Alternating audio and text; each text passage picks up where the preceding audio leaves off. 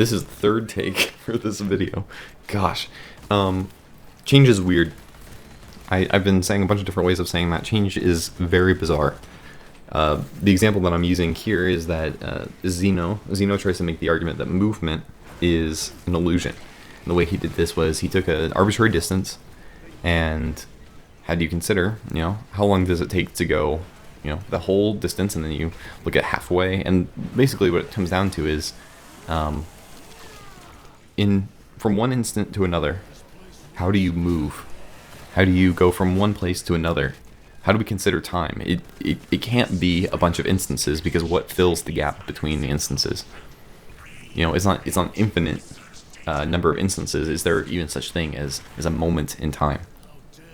So it's something to consider, and you can say that's stupid, and it probably is, but it's also not. And we look at this too, right? With people, how do people change? That's bizarre to think about, right? Like, I look at myself. I don't have a lot of discipline, to be honest. As soon as something comes into my head, I have a very hard time of ignoring it. And, my curiosity gets the better of me, and I just kind of go down that route. And I have very low self-control in that matter. Same thing with, the food in front of me. I'm going to want the food, right? I have a hard time. If there's a bowl of candy somewhere, to tell my brain no. I can tell my brain no for, a little bit, but as soon as I see it in front of me, I'm going to eat it. And then as soon as I eat one, I'm going to have another, right? And so, it's not a great combination, right? Lack of discipline so I don't exercise, and lack of discipline so I eat. And, but how do you make that change? How do you become someone who is more disciplined? And, like the last video, there's a desire that is just instant. It happens like that, and you are cured. You are now disciplined. And it's actually a process, right? It's it's something that's so imperceptible, that's happening just like movement is, right? That if we were to look at the smallest time frame that is physically possible to see, and we would see, the atoms moving one atom's length, in a direction, it would be imperceptible to see any type of movement, right? It would be as if everything was entirely frozen. But in honesty, it's moving. It's changing. But you can't see it in the moment. And but then you have this idea of, okay, it's moving, right? You just do it. But how do you start? I can understand momentum, right? There's a certain level of like, if something starts moving, it's easy to keep moving, and you just kind of push a little harder to get it going. Or to speed it up. Man, my physics teacher, I had a physics teacher in high school, and there were certain words that we were not allowed to use in the classroom, or we would lose points. Speed is one of them, and to this day I still kind of cringe every time I hear these words, even out of my own mouth. And one of them is interesting. For a while there, I was in class one day, I thought I had mastered the language, and I had raised my hand, and I said, "That's interesting." He said, "What did you say?" I said, "That's interesting." And then I realized, and I just put my head down on the desk in shame, and knowing that he was going to mark me down a point for that day. But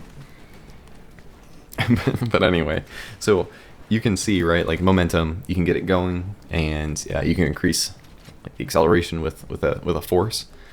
But to get something moving in the first place is very difficult. And, in my mind, right, you can start by just, I'm going to take today and I'm going to like do a crazy exercise routine, and it's going to be crazy. And then every time I do something like that, or like I'm going to sit down and like write for 5 hours, and we're going to really get going, and we're going to start this off on a good start. And then I look back at it and I'm like, the next day I'm burnt out. I don't want to do it, and I don't do it. And, the whole idea of like the smallest step that you will do is the best step for you, or something like that. Like the idea that, the joke is, when you're going to church, people will say, like, people will ask the question, what's the best version of the Bible, the translation of the Bible? And the common jokey response, but it's the honest response, is, if your goal is to read the Bible that is the best Bible is the one you're actually going to read.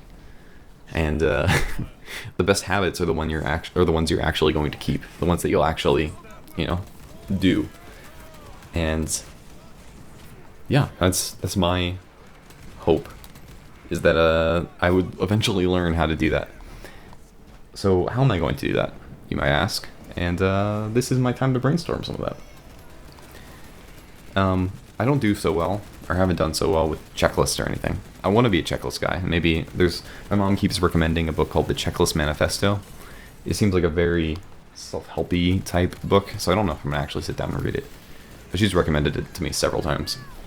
But I have a hard time because, I could write a checklist, but then I'd have it on a piece of paper. Or I could put it on a digital thing, but then I don't want to be around digital all the time either. But I want to have access to it multiple places. So maybe a notebook is nice. But then I think about like a big notebook, I'm not ready to carry it around everywhere. So, and then at what point am I making excuses to not actually do the work? That's something else to consider. And so, I don't know. I think my goal is eventually to structure out my days in a way that I have something to always fall back on. And then if anything introduces itself into the schedule, into my day, that I can be flexible enough to follow through with that and then be able to return the next day back to the normal schedule. To be able to say, every day I start my day by, doing 5 sit-ups, an extra one every day. And, then I take a shower and then I head to work or something like that. And then, life happens. The dog poops on the carpet. And, that's my day. That's the way I'm going to start my day that day.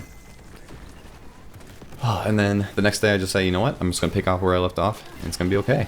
I don't feel like I have to make that time up or anything, that I'm just going to stick with it. And, sometimes that kind of stuff happens. But I also know I don't really have a lot of grace for myself, and so I'm working on that too. But these are just some things I'm thinking through. How to be disciplined, how to change. Neil recommended I end these videos off by saying, hey, this is Noah. I don't know. Maybe Mikmo was right in just saying like, hey, this was Noah. This has been Noah. Okay, I don't know. See ya. That's not a really good outro either. Have a good one. Feels kind of odd.